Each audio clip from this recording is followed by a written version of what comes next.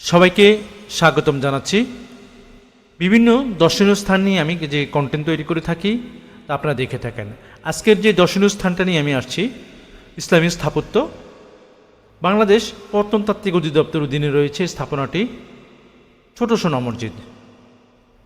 রাজশাহী চাঁপাইনবাবগঞ্জের কানসাটে শিবগঞ্জ থানায় কানসাটে অবস্থিত এই ছোট সোনা মসজিদ। চলুন দেখাই। প্রাচীন বাংলার রাজধানী গৌড়নগরীর উপকণ্ঠে ফিরোজপুরে গ্রামে এই স্থাপনাটি নির্মিত হয়েছিল, যা বর্তমান বাংলাদেশের রাজশাহী বিভাগের চাঁপাইনবাবগঞ্জ জেলায় শিবগঞ্জ থানার কানসাটে অধীনে সুলতান আলাউদ্দিন হোসেন শাহের শাসন আমলে 1494 থেকে 1519 খ্রিস্টাব্দে ওয়ালি মোহাম্মদ আলী নামে এক ব্যক্তি স্থাপনাটি নির্মাণ করেন। মসজিদটির মাঝখানে দরজায় উপরে প্রাপ্ত এক শিলালিপি থেকে এই তথ্য জানা যায়, তবে শিলালিপি নির্মাণ সঠিক তথ্য জানা যায়নি, কারণ মুছে যাওয়ার কারণে।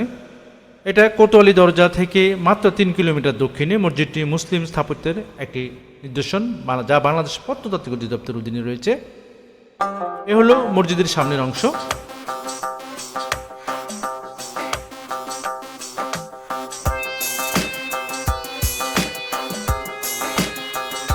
দেখি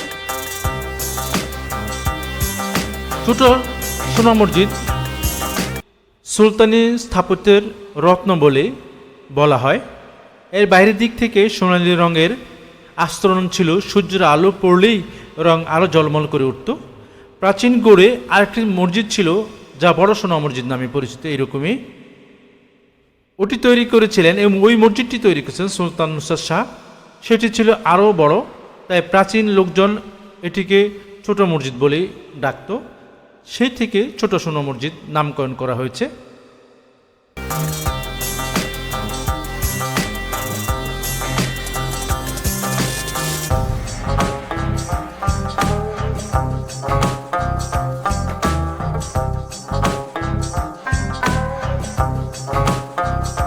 মসজিদটির চারকোনা 4টি বুরুজ আছে। এগুলো ভূমি নকশা অষ্টকোণাকার। বুরুজগুলোতে ধাপে ধাপে বলয়ের কাজ আছে। বলয়গুলো উচ্চতা ছাদের কার্নিশ পর্যন্ত।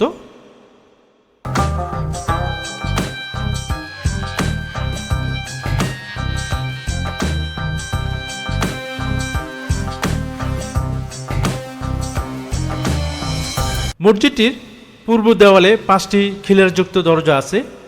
খিলারগুলো বহুভাগে বিভক্ত। এগুলো অলঙ্করণের সমৃদ্ধ।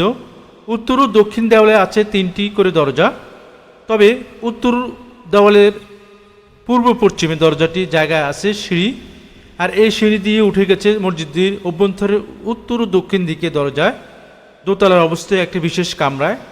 এই কামরাটি আরও কয়েকটা মসজিদেও দেখা যায়। আমি আপনাদেরকে দেখাবো অন্যান্য মসজিদগুলো এরকম একটা কামরা রয়েছে। বিশেষ করে যারা তখনকার সুলতানেরা এটাতে নামাজ পড়তেন।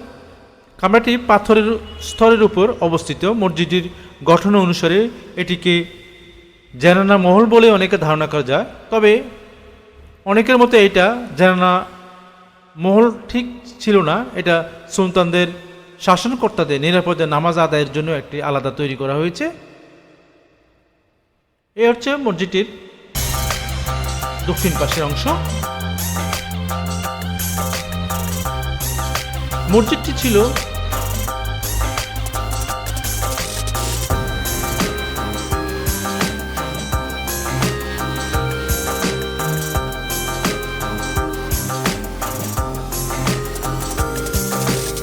মসজিদের উপর আমার অসংখ্য ভিডিও রয়েছে, আশা করি আমার ভিডিওগুলো দেখবেন। এটা হচ্ছে সিঁড়ি। এই সিঁড়ি দিয়ে বিশেষ কক্ষ যাওয়া যায়। এটা হচ্ছে পশ্চিম, দেখছেন এই সিঁড়ি দিয়ে উপরে উঠানো যায়।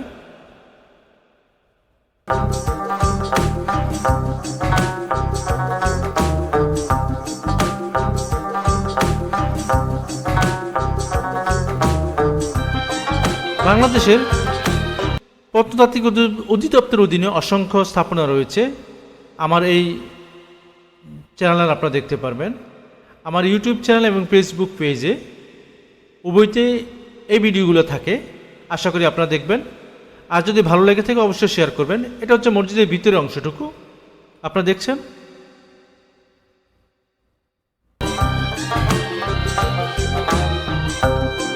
মসজিদটির উত্তর ও দক্ষিণে 81 ফুট লম্বা এবং পূর্ব দক্ষিণে 52.5 ফুট উচ্চতা, চওড়া আর উচ্চতা 20 ফুট। দেওয়ালগুলো প্রায় 6 ফুট সরু। দেখছেন অনেক নকশাগুলো।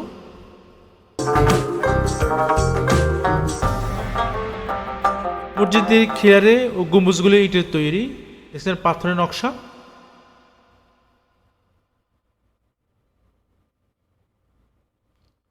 এই নকশাগুলো পোড়ামাটির না, অনেকটা পাথরের নকশা।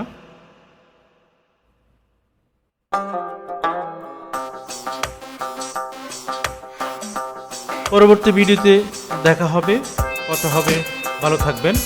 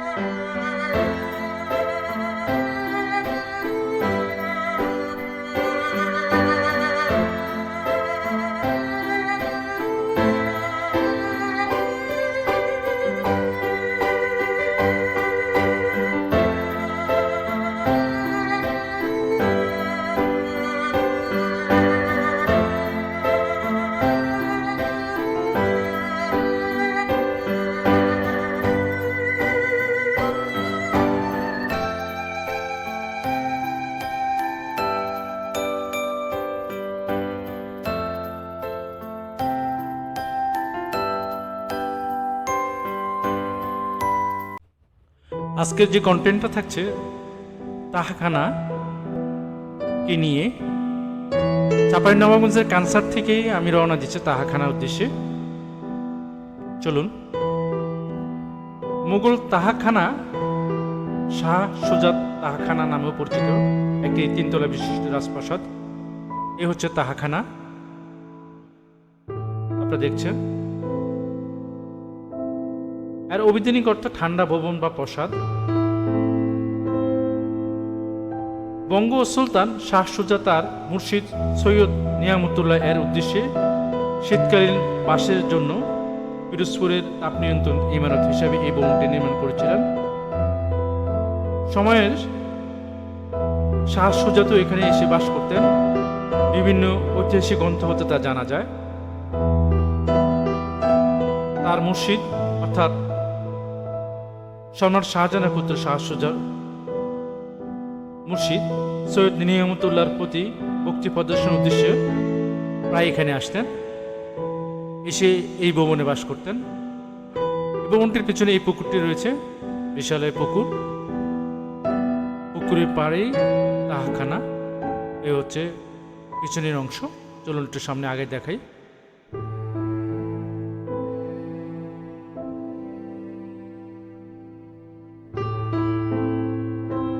চাঁপাইনবাবগঞ্জের শিবগঞ্জের কানসাটে এই তাহাখানা। এ হচ্ছে পিছনের অংশ।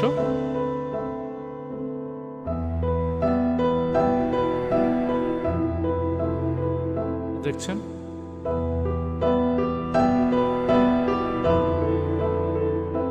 তাহাখানা কমপ্লেক্সের ভিতরে আরো নাম না জানা অনেক সমাধি রয়েছে, যাদের পরিচয় জানা যায়নি। বেশ কয়েকটি সমাধি আছে ভিতরে। তাহাখানার ভিতরে ঢুকা যায় না, প্রবেশ গেট বন্ধ, তাই ভিতরের অংশ আমি দেখাতে পারিনি।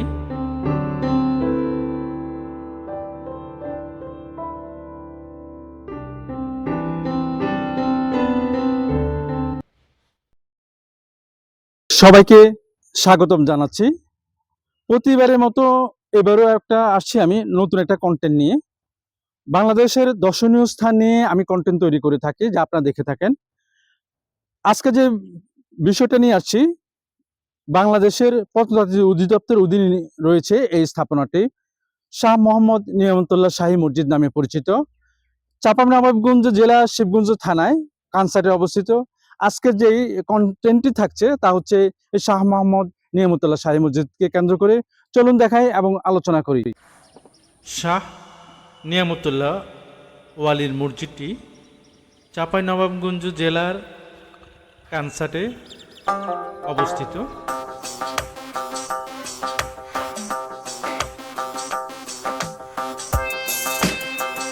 এক পাশে রয়েছে শাহ নিয়ামতুল্লাহর সমাধিস্থল, আরেক পাশে রয়েছে তাখানা।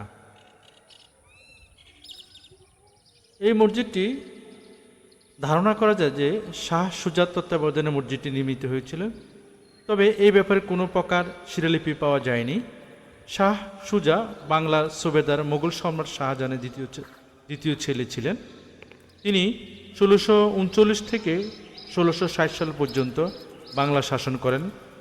স্থাপত্যকর্ম তিনি প্রতি তার বিশেষ অনুরাগ ছিল। সেই সময় ঢাকা ও আশেপাশে এলাকায় বেশ কিছু স্থাপনা নির্মাণ করেছিলেন। তার মধ্যে সবচেয়ে বিখ্যাত স্থাপনা হচ্ছে বড় কাটারা। আজকে যে বিষয়টা আসছি, শাহ নিয়ামতুল্লাহ সমাধি বা মসজিদ তাহাখানা তিনি নির্মাণ করেছিলেন। এই হচ্ছে মসজিদের সামনের অংশ, আপনারা দেখছেন। শাহ নিয়ামতুল্লাহ হযরত মুহাম্মদ সাল্লাল্লাহু আলাইহি সাল্লামের বংশধর ছিলেন। তিনি ইসলাম প্রচারের উদ্দেশ্যে এই উপমহাদেশে আসেন। তার ইসলামের প্রতি সন্তুষ্ট হয়ে শাহ সুজাত তার প্রতি বায়াত গ্রহণ করেন এবং তাকে এই এলাকা থাকতে বসবাস করতে 33 বছর ধরে উনি এই অঞ্চলে ইসলাম প্রচার করেন এবং এখানে মারা যান। তার পাশে তার সমাধিস্থল রয়েছে। এ হচ্ছে মসজিদটি।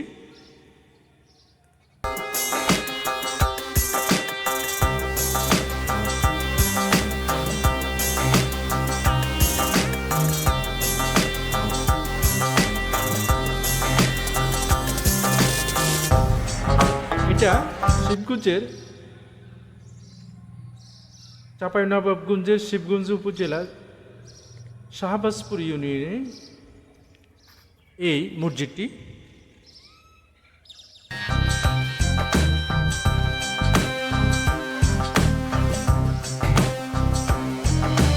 মসজিদটির পাশে সামনের অংশ বিশাল খোলামেলা জায়গা রয়েছে। উঁচু বিঠার উপরে চারকোনা বিশিষ্ট একটা উঁচুর উপরেই মসজিদটি নির্মিত। মাটির থেকে ভূপৃষ্ঠতে অনেকটা একটু উপরে এই মসজিদটি। বাংলাদেশের বা বৈশ্বিক বিভিন্ন ঐতিহ্যবাহী মসজিদ নিয়ে আমার বেশ কয়েকটি ভিডিও রয়েছে, আশা করি আপনারা দেখবেন। যদি ভালো লাগে থাকে অবশ্যই শেয়ার করবেন।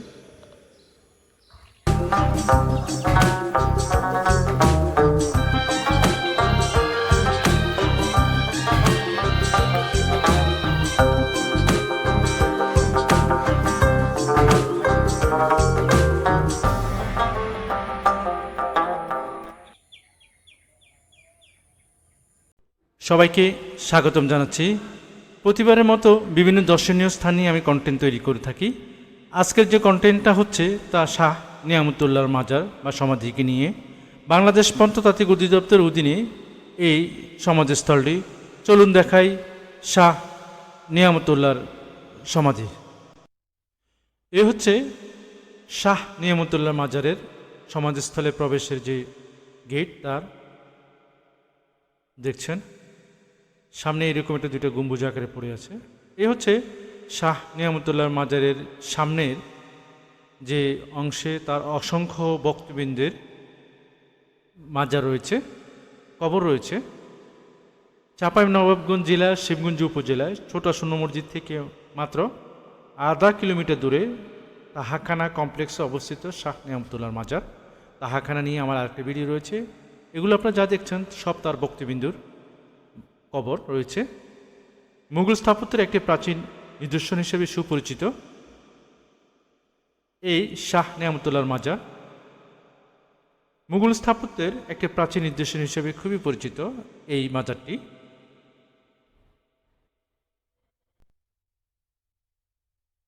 ষোড়শ শতাব্দীর স্বনামধন্য সাধকদের মধ্যে হযরত শাহ সৈয়দ নিয়ামতুল্লাহ রহমতুল্লাহ অন্যতম ছিলেন। তিনি বিশ্বনবী হজরত মোহাম্মদ সাল্লাহ সাল্লাম এর বংশধর এবং একাধারে উলি আলেম ও আধ্যাত্মিক গুরু ছিলেন। সুলতান শাহ সুজাত রাজত্বকালে তিনি দিল্লি, পূর্ণিয়া থেকে বিভিন্ন স্থান ভ্রমণ করে পিরোজপুরের রাজমহলেও উপস্থিত হন। তখনকার বঙ্গ সুলতান শাহ সুজা তাকে অত্যন্ত সম্মানের সাথে অভ্যর্থনা জানিয়ে বায়াত গ্রহণ করেন। এ হচ্ছে শাহ নিয়ামতুল্লাহর মাজার, আপনারা দেখছেন। প্রতিদিনে হাজার হাজার ভক্ত অনুরাগীগণ, অসংখ্য ভক্ত অনুরাগীগণ এখানে আসে, ভিড় লেগেই থাকে। আমি যে সময়টা গিয়েছিলাম খুবই সকালবেলা, এই জন্য খুবই দর্শক আনাগোনা খুব কম ছিল তার ভক্তবৃন্দের। বঙ্গ সুলতান শাহ সুজা তাকে এখানে বসবাস করার স্থান দেন। পিরোজপুরের গৌড়ের উপকণ্ঠে স্থায়ীভাবে আস্তানা গড়ে দীর্ঘ ৩৩ বছর সুনামের সাথে ইসলাম প্রচার করেন। 1075 সালে থেকেই 1080 হিজরি সনে মারা যাওয়ার পর তাকে এই স্থানে সমাধি করা হয়। তার সমাধিস্থলটি দেখছেন। এই সমাধিস্থলটির আশপাশে প্রচুর তার ভক্ত অনুরাগীদের কবর রয়েছে।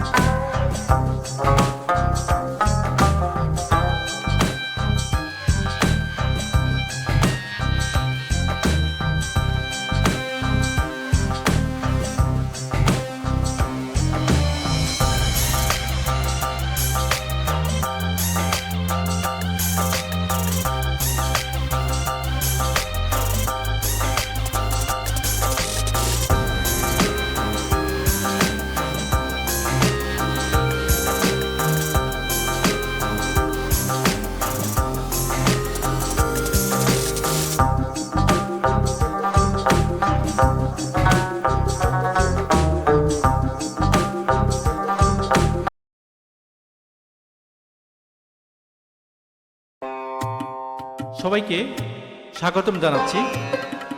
আজকে যে কন্টেন্টটা থাকছে তা হচ্ছে বাংলাদেশের সবচেয়ে প্রাচীনতম মাদ্রাসা, যে কওমি মাদ্রাসা রয়েছে তার মধ্যে সবচেয়ে প্রাচীনতম এই কওমি মাদ্রাসা দারাজবাড়ি মাদ্রাসা। চলুন দেখাই দারাজবাড়ি মাদ্রাসা, তার সম্পর্কে আলোচনা করব। এই দারাজবাড়ি মাদ্রাসা বাংলাদেশ প্রত্নতাত্ত্বিক অধিদপ্তরের অধীনে রয়েছে। এটা হচ্ছে প্রত্নতাত্ত্বিক অধিদপ্তরের টাঙ্গাইল নোটিশ বোর্ড, আর উপরটা হচ্ছে চাঁপাইনবাবগঞ্জ জেলা প্রশাসক গণপ্রজাতন্ত্রী বাংলাদেশ সরকারের দারাজবাড়ি মাদ্রাসা নোটিশ বোর্ড রয়েছে। বাংলাদেশে অসংখ্য বৌদ্ধ বিহার রয়েছে, বৌদ্ধ বিশ্ববিদ্যালয় রয়েছে, আর সবচেয়ে প্রাচীনতম যে মাদ্রাসা রয়েছে বাংলাদেশের এই উপমহাদেশীয় অঞ্চলে, এটা হচ্ছে সে মাদ্রাসা দারাজবাড়ি মাদ্রাসা। চলুন সামনে আগাই।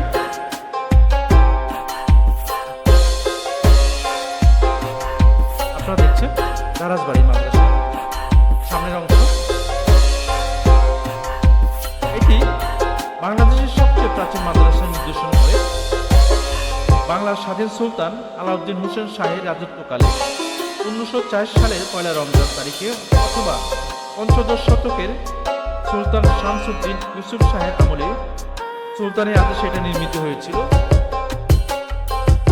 এ হচ্ছে মাদ্রাসার অসংখ্য ছোট বড় ঘর রয়েছে, যেগুলো অনেকটা বৌদ্ধবিহারও এরকম অনেকটা এই টাইপেরই। তখনকার আমলে যে ঘরগুলো তৈরি করা হতো শিক্ষা প্রতিষ্ঠান, বৌদ্ধবিহারও শিক্ষা প্রতিষ্ঠান ছিল, সেগুলো যেভাবে তৈরি করা হতো সেটাও ওইভাবে তৈরি করা হয়েছে। এটারও এরকম অসংখ্য দেখছেন। এটা পাশে একটা দিঘি রয়েছে, তার পাশে একটা মসজিদ রয়েছে।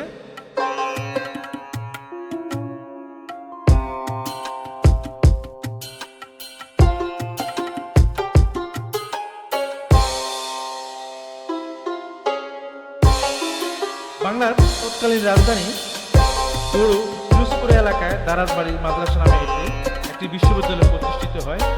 বিভিন্ন অঞ্চল হতে শিক্ষাদানের জন্য, শিক্ষা গ্রহণ করার জন্য বিশ্ববিদ্যালয় সমাবেশ হতেন ছাত্র। এ হচ্ছে মাদ্রাসা। বাংলার প্রথম এই বিশ্ববিদ্যালয় হতে বুখারী ও মুসলিম সহ সিয়াসিত্তা হাদিস শিক্ষা দেওয়া হতো। তবে হোসেন শাহ পরবর্তী সময়ে ঢাকা সোনারগাঁও মাদ্রাসা বিশ্ববিদ্যালয় হতে সিয়াসিত্তা হাদিস শিক্ষা দেওয়া হয়। মোহাম্মদ বিন ইয়াজদার বক্স নামক এক আলেমকে দিয়ে বুখারী শরীফ নকল করিয়ে এই বিশ্ববিদ্যালয়ে একটি সুবিশাল গ্রন্থাগার গড়ে তোলা হয়।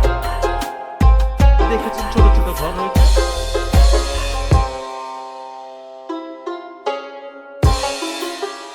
এই বিশ্ববিদ্যালয়ে একটি ইসলামিক শিক্ষা কার্যক্রমের প্রথম ধাপ হিসেবে এখানে এই উপমহাদেশে ধরা হয়।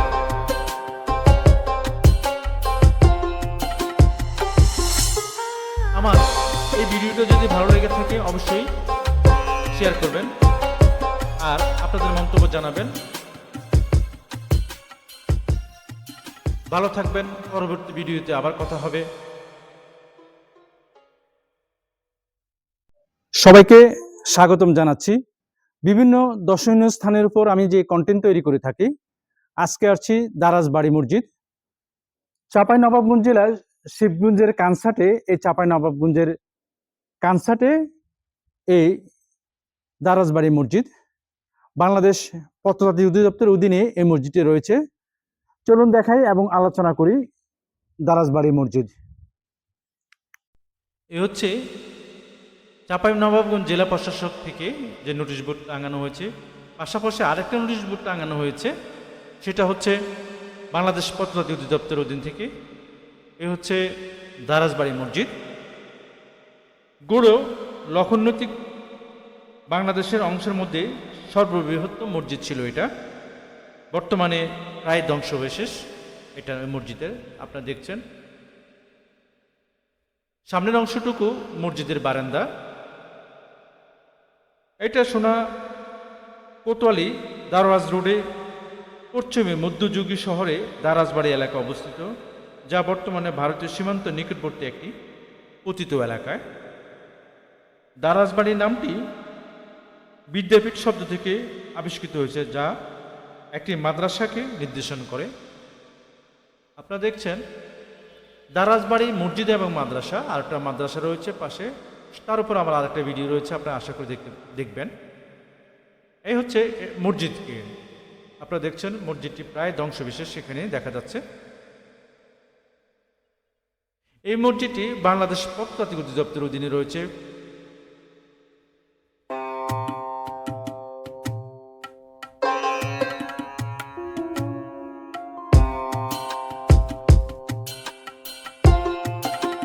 এটা একটি মুসলিম স্থাপনা।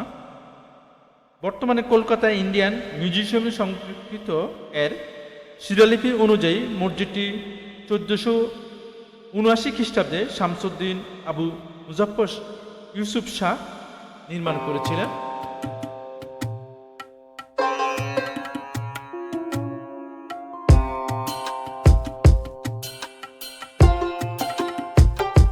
মসজিদটির ছাদ অনেকটাই নষ্ট হয়ে গেছে। ছাদ বলতে এখানে কিছু নেই। আরেকটা বিষয় হচ্ছে মসজিদটির সামনে এবং বাহিরে, ভিতর এবং বাহিরে উভয় পাশে নকশা আঁকা রয়েছে। আপনারা দেখছেন যেটা এটা মসজিদ ভিতর অংশটা। আমার বাম পাশে রয়েছে মসজিদের বারান্দাটা। হচ্ছে মেহরাবের অংশ। মেহরাবের অংশ কারুকাজ পূর্ণ।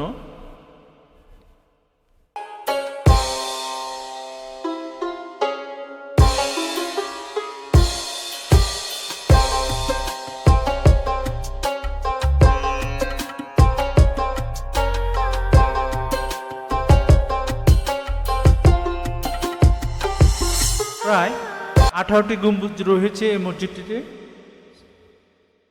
প্রায় 18টি।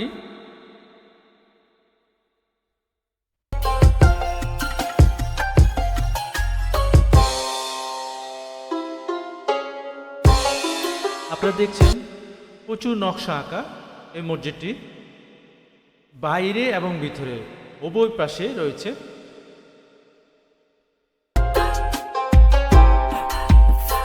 চাঁপাইনবাবগঞ্জ জেলার বর্তমানে কানসাটের দারাজবাড়িতে এই মসজিদটি বর্তমানে একদম জঙ্গলে আমবাগানের ভিতরে পরিত্যক্ত অবস্থায় এখন রয়েছে।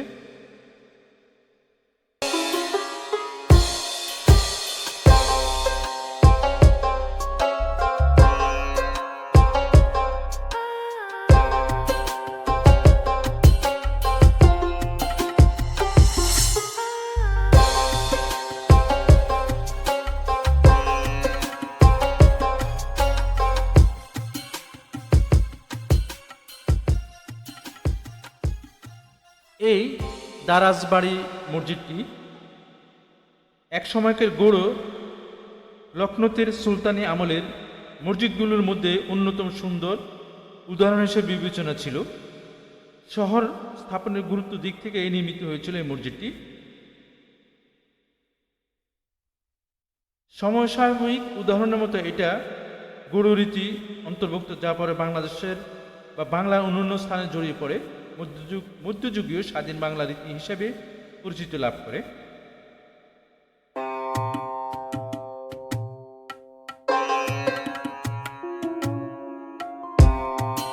এটা মসজিদের ভিতর অংশ।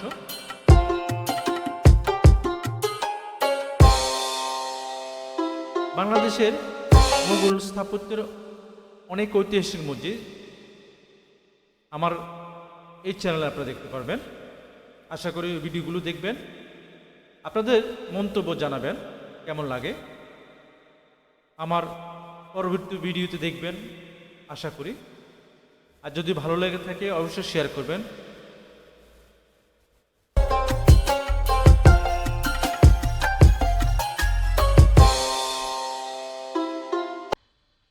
বাংলাদেশের স্বাধীনতা যুদ্ধে অংশগ্রহণকারী যে সকল মুক্তিযোদ্ধাগণ রয়েছেন তাদের মধ্যে অসামান্য ভূমিকা পালন করার জন্য যে 7 জন বিশিষ্ট উপাধি দেওয়া হয় তাদের মধ্যে মহিউদ্দিন জাহাঙ্গীর অন্যতম। আজকের এই কন্টেন্টটা থাকছে মহিউদ্দিন জাহাঙ্গীরের সমাধিকে নিয়ে। চলুন দেখাই এবং আলোচনা করি মহিউদ্দিন জাহাঙ্গীরের সমাধি। এ হচ্ছে বীরশ্রেষ্ঠ শহীদ ক্যাপ্টেন মহিউদ্দিন জাহাঙ্গীরের সমাধির যে চাঁপাইনবাবগঞ্জ জেলা প্রশাসকের উদ্যোগে যে নোটিশ বোর্ড টাঙানো রয়েছে এবং তার সম্পর্কে এখানে বর্ণনা দেওয়া হয়েছে। আমি আলোচনা করব এই বিষয় নিয়ে। চাঁপাইনবাবগঞ্জ জেলার কানসাটের শিবগঞ্জের উপজেলায় কানসাটের ছোট সোনা মসজিদের ঠিক উল্টা দিকে এই সমাধিস্থল ক্যাপ্টেন মহিউদ্দিন জাহাঙ্গীরের, বীরশ্রেষ্ঠ ক্যাপ্টেন মহিউদ্দিন জাহাঙ্গীরের সমাধিস্থল। 2 জন মুক্তিযোদ্ধার সমাধিস্থল রয়েছে এখানে বীর মুক্তিযোদ্ধা মেজর নাজমুল হক, তার পাশে রয়েছে বীরশ্রেষ্ঠ মহিউদ্দিন জাহাঙ্গীরের সমাধিস্থল। মহান মুক্তিযুদ্ধের সময় শুরু হলে তিনি তখন পাকিস্তানে ছিলেন। 173 নম্বর ইঞ্জিনিয়ারিং ব্যাটালিয়ন পাকিস্তানের চীন ও সংযোগকারী মহাসড়কের কর্মকর্তা ছিলেন। যুদ্ধ চলাকালীন সময় তিনি স্বাধীনতা যুদ্ধের অংশগ্রহণ করার জন্য পাকিস্তানের সীমান্তে চলে আসেন। শিয়ালদা কোট সীমান্ত দিয়ে ভারতীয় এলাকায় প্রবেশ করেন। সেখান থেকে নিকটতম বিএসএফ ক্যাম্পে যোগাযোগ করেন। সেখান থেকে দিল্লি হয়ে কলকাতায় তিনি আসেন। আপনারা দেখছেন তার এই সমাধিস্থল।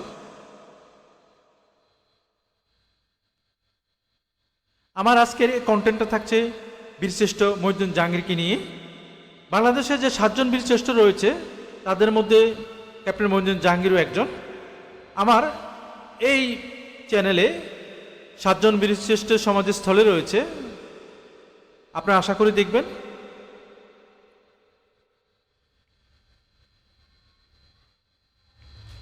তিনি মুক্তিবাহিনীর 7 নম্বর সেক্টরে একজন কর্মকর্তা ছিলেন। মহানন্দা নদীর তীরে শত্রুর প্রতিরক্ষা ভাঙ্গার প্রচেষ্টার সময় তিনি শহীদ হন। তার উদ্যোগে মুক্তিবাহিনী ওই অঞ্চলে পাকিস্তান সেনাবাহিনীর ব্যাপক ক্ষতিসাধন করে, যার ফলাফলস্বরূপ মুক্তিবাহিনীর প্রতিপক্ষকে পরাস্ত করে এই অঞ্চলকে শত্রুমুক্ত করে। তার সম্মানে ঢাকা বিশ্ববিদ্যালয়ের প্রধান ফটকে বীরশ্রেষ্ঠ শহীদ জাহাঙ্গীর গেট। সবাই ভালো থাকবেন, পরবর্তী ভিডিওতে দেখা হবে। অন্য কোনো বীরশ্রেষ্ঠ বিষয় নিয়ে আলোচনা হবে। 7 বীরশ্রেষ্ঠের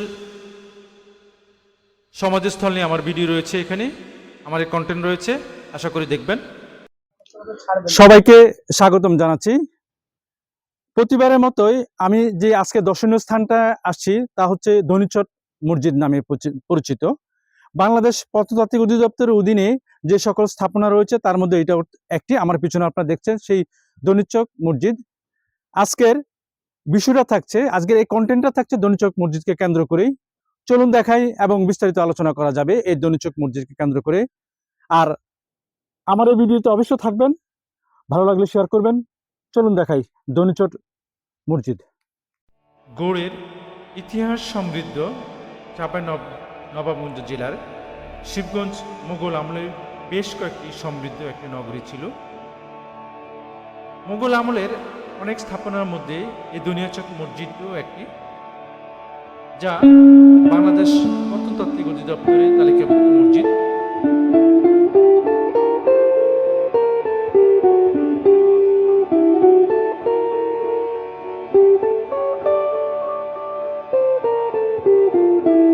দুনিয়াচক মসজিদটি বাংলাদেশের এই বাংলার মুসলিম শাসন আমলে মধ্যযুগীয় স্থাপত্যকলার একটি অপূর্ব নিদর্শন। মসজিদটি ইট ও টেরাকোটা নির্মিত একটি মুঘল আমলের স্থাপত্য। 4 কোণা 4টি অষ্টকোণ আকৃতি মিনার রয়েছে, উপরে বেশ কয়েকটি গম্বুজ আছে। মসজিদের সামনে আপনারা দেখছেন 3টি দরজা রয়েছে। তুলনামূলকভাবে মাঝখানেরটা অনেক বড়, বাকিগুলো ছোট। এখন মাঝখানেরটা দিয়ে নামাজ আদায় করা হয়। প্রবেশ করে ভিতরে মসজিদটির গায়ে নকশা আঁকা মোগল আমলের স্থাপত্য যেসব নকশা থাকে সেই রকমই নকশা দেখছেন।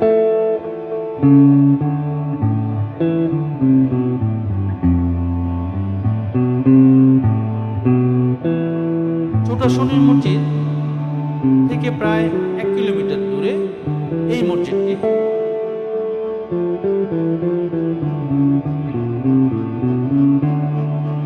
ধনীচক মসজিদ আবার 1 কিলোমিটার কাছেই ভারত সীমান্ত, ভারত বাংলাদেশের সীমান্ত।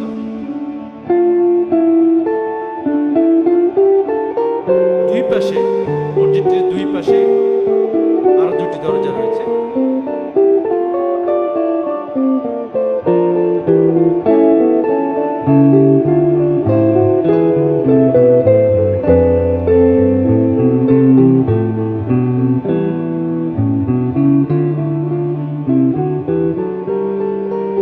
দেখছেন মসজিদটি।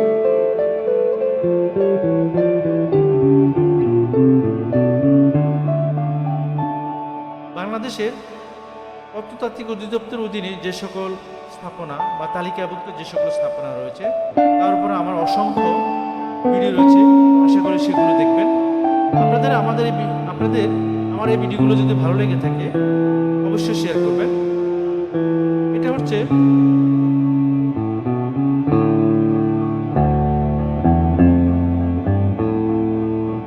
মসজিদটির মেহরাব।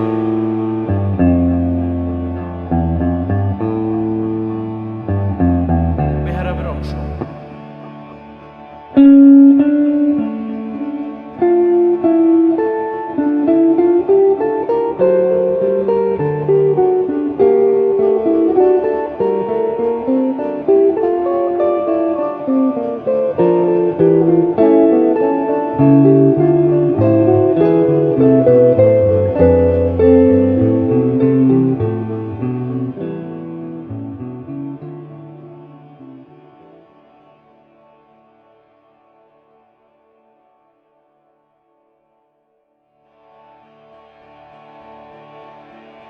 মসজিদটি মূল সড়ক থেকে অনেকটা ভিতরে, প্রায় জঙ্গলেই, প্রায় 1 কিলোমিটার মতো দূর হবে মসজিদটির অবস্থান, জঙ্গলের ভিতরে, আমবাগানের ভিতরে এই মসজিদটি। সবাইকে স্বাগতম জানাচ্ছি। প্রতিবারের মতো বিভিন্ন দর্শনীয় স্থান নিয়ে আমি যে কন্টেন্ট তৈরি করে থাকি, আজকে যে জায়গাটায় আসছি তা হলো খানিয়াদিঘি মসজিদ। এই খানিয়াদিঘি মসজিদ বাংলাদেশ প্রত্নতাত্ত্বিক অধিদপ্তর অধীনে একটা গুরুত্বপূর্ণ স্থাপনা। বাংলাদেশের যে ঐতিহ্যবাহী কয়েকটা মসজিদ রয়েছে তার মধ্যে এই মসজিদটাও একটা অন্যতম মসজিদ। আজকের যে কন্টেন্টটা থাকছে তা এই মসজিদকে কেন্দ্র করে, চলুন দেখাই এবং আলোচনা করি এই খানিয়াদিঘি মসজিদ। খানিয়াদিঘি মসজিদটার উল্টা দিকে হচ্ছে খানিয়াদিঘি, সেটা আমি আপনাদেরকে দেখাবো, চলুন দেখাই। খানিয়াদিঘি মসজিদ, এই হচ্ছে খানিয়াদিঘি মসজিদ। চলুন আমরা সামনে আগাই।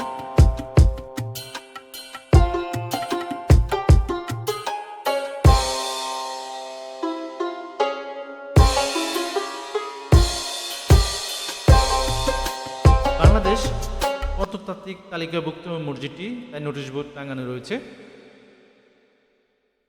এ হচ্ছে খানিয়াদিঘি মসজিদ, বাংলাদেশের একটি ঐতিহাসিক স্থাপত্যের, যার অবস্থান চাঁপাইনবাবগঞ্জ জেলার ছোট সোনা মসজিদের সন্নিকটে।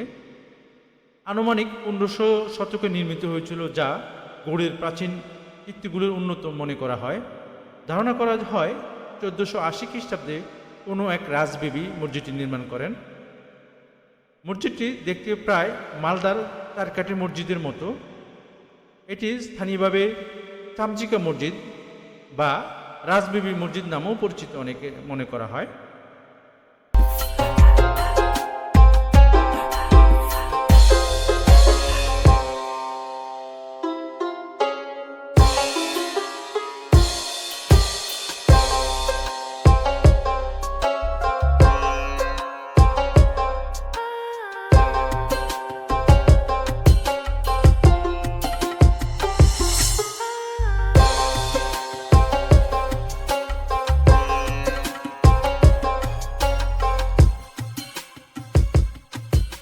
চোদ্দোশো 50 থেকে 1565 খ্রিস্টাব্দে গৌড় ছিলেন তৎকালীন বাংলার রাজধানী।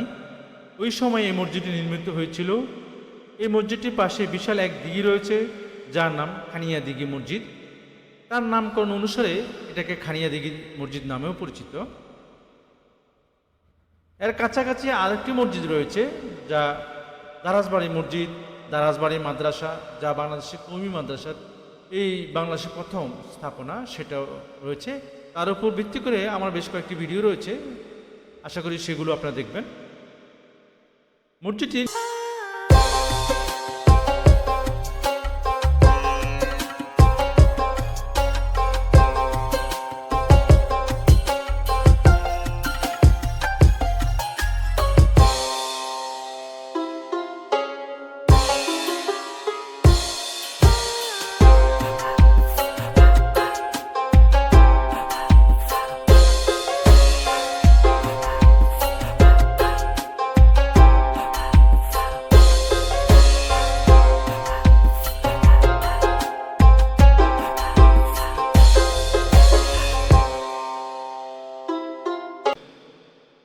আপনারা দেখছেন, দেওয়ালে অনেক নকশা রয়েছে,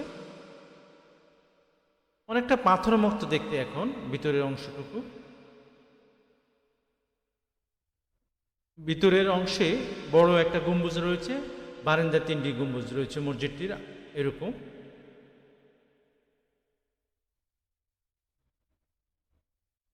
মুঘল আমলের স্থাপত্য নকশায় এই মসজিদটি আপনারা দেখছেন। এখানে 3টা দরজা রয়েছে, বাম পাশে এবং ডান পাশে একটা করে দরজা রয়েছে।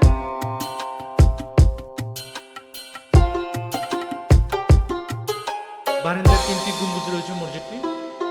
পুরো মসজিদটির ভিতরে বড় একটা গম্বুজ রয়েছে, বিশাল আকার গম্বুজ রয়েছে।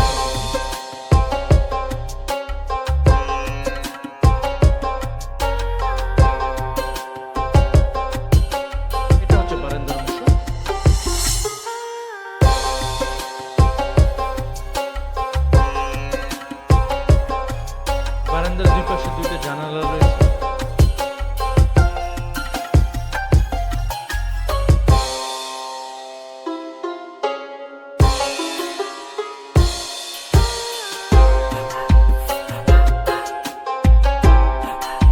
এই মসজিদটি চাঁপাইনবাবগঞ্জ জেলার কানসাটে অবস্থিত।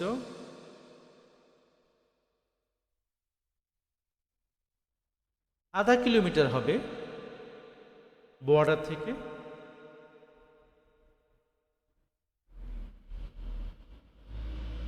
সোনা মসজিদ যে বর্ডার রয়েছে তার থেকে প্রায় আধা কিলোমিটার দূরে এই মসজিদটি।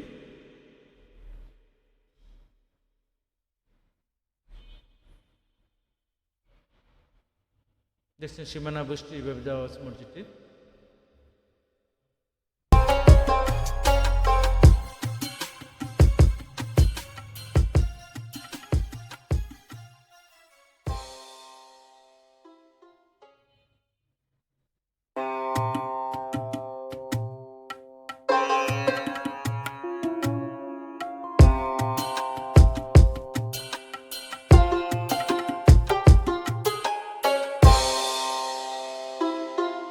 বাংলাদেশে মুঘলদের অসংখ্য মসজিদ রয়েছে মুঘল স্থাপনার মধ্যে, এটাও একটি সেরকম মসজিদ।